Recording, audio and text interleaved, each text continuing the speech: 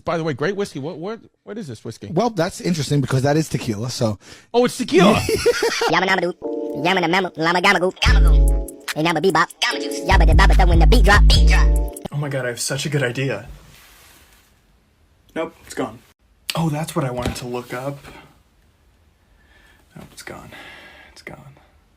I have such a good idea. It's fucking gone. It's fucking gone. Disappeared. The following reenactment is based on true events. All right, I just want to do a quick assessment before we start. So answer these questions honestly. Would you rather go to the library or to a party? What kind of party is it? Is it like a house party? Is it like a small, intimate dinner party? Just a normal party. Are there people at the party? Yes, there are people at the party. I mean, are they friends? Are they friend of friends? You like the people at the party. Like, how loud is the party gonna be? Do you want to just go to the library instead? Well, no, like, let's figure out the party first. Like, do I have to go to the party? Is it like an obligation invite?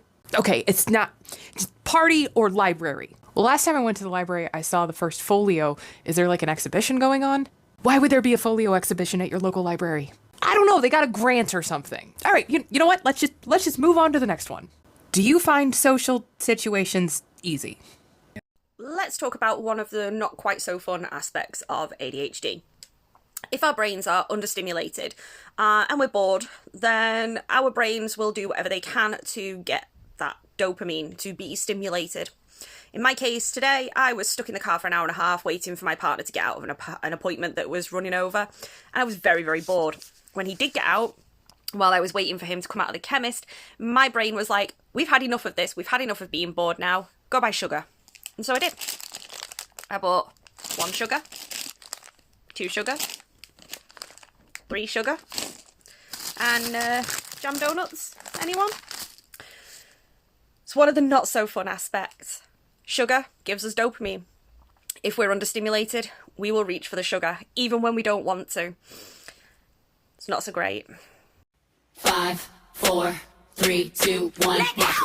Level up, level up, level up, level up, level up, level up, level up, level up, level up, level up. All this on me so yummy, all this sauce so yummy. No, you want this yummy, yummy all in your tummy. Level up, level up, level up, level up. Do you want to know what one of the most useful tools for ADHD is?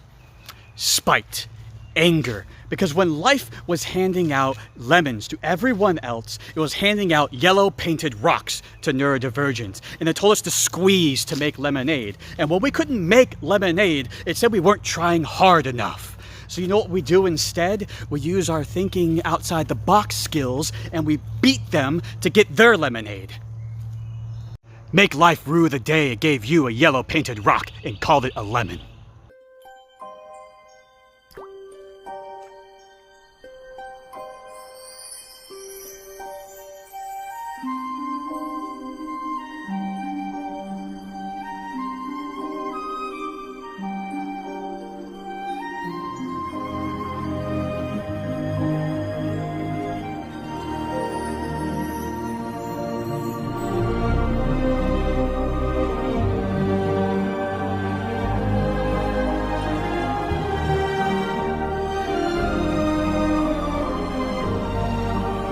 Do you have ADHD? Do you get tired once you drink caffeine?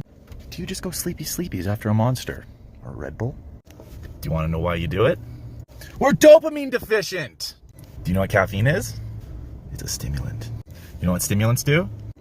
They increase dopamine at a rapid rate. Notice how after your little caffeine nap, you feel very focused on everything and really well rested and happy? Because the reason you got tired is your brain's trying to create tons of dopamine in a flash. It's not the stimulants that are keeping you awake. It's the creation of dopamine. The stimulants stimulate parts of your brain. And then you feel awake because of the dopamine. So enjoy those little caffeine naps. Once those stimulants leave your system and you're out of your little caffeine coma, you're gold. Until we run out again.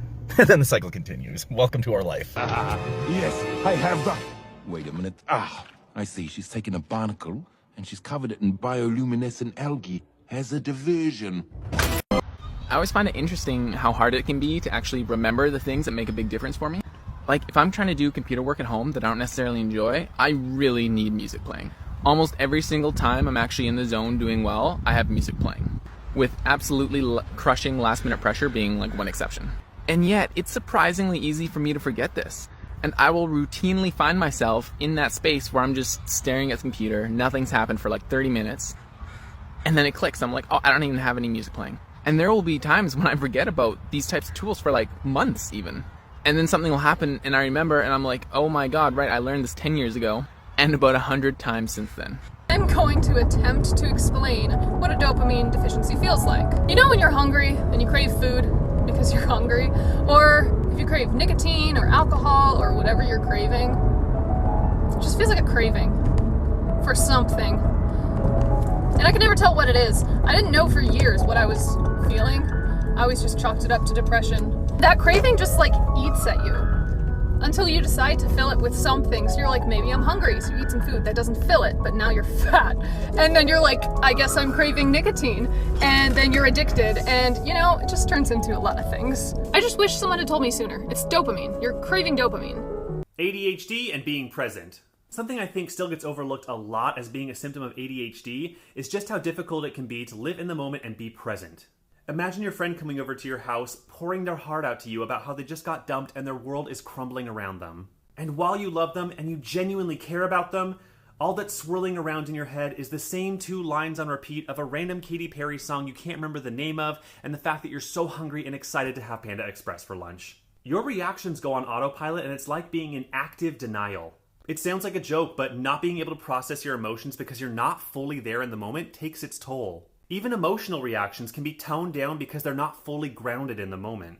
It's like having a dozen voices talking in your ear all at once, which makes it harder to process your memories and plan for the future. This kind of sensory overload makes it difficult to filter out what's important, meaning taking in everything and retaining nothing. So for people with ADHD, these kinds of situations can require a lot of patience and understanding. So it's been about 2 weeks since I started getting treated for ADHD, and it's been really hard to try to conceptualize how everything has changed, but I think I have a good way to show it. So before any of these things, like doing the dishes, laundry, getting off the couch, taking the garbage out, doing my job, emailing people or texting them back, required emotional energy. And it was always the cycle of I have the energy to do it or I don't, depending on the time. So doing any of these things required a lot of thinking about doing the thing, and then analyzing how much energy that's going to take, and if I want to spend that energy on doing it, and then if I do it, then I end up just like getting stuck and reflecting on what I did and patting myself on the back for having done anything at all, and then I might realize that I missed something, and then I just kind of throw up my arms and leave it. Because I didn't budget on having to do it twice and using that sort of energy all over. But now that I am taking medicine, that whole equation has completely changed. Like, emotional energy is no longer part of my decision-making process. It's not even like a thing. There is no emotional energy. There's physical energy. And so here we are. We have physical energy to think about something, what I want to do, and then to go do it. And then if I mess something up, to go fix it, and then move on to the next thing. So in doing that, I have kind of broken the cycle of anxiety that has been overwhelming my life forever. I would have anxiety about not getting anything done, only able to do a few things, and then have more anxiety, which would then make it really hard to do anything else and not get anything else done. And to try to paint a picture of what using this emotional energy feels like, it feels like if you have to do anything to run up an escalator going the wrong way. You need to run up an escalator going down in order to do something basic, and it's exhausting. And now stuff feels like I'm running on a moving sidewalk at the airport. Like, it's just easy. Like, hey, I want to get from here to there. We're going. I haven't gotten away from visual reminders. I have actually doubled down on my visual reminders and got all the things. I got Post-it notes. I got another whiteboard over here.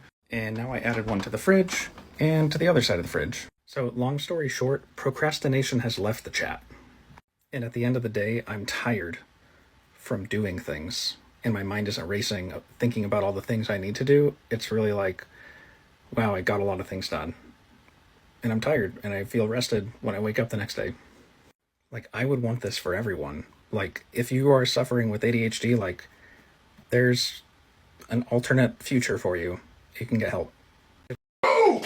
I hear you are not taking care of yourself, and it is unacceptable. If you need water, please drink some. If you're hungry, go eat. If you have medication, please take it. I love you. Look after yourself. Okay, squish. Bye.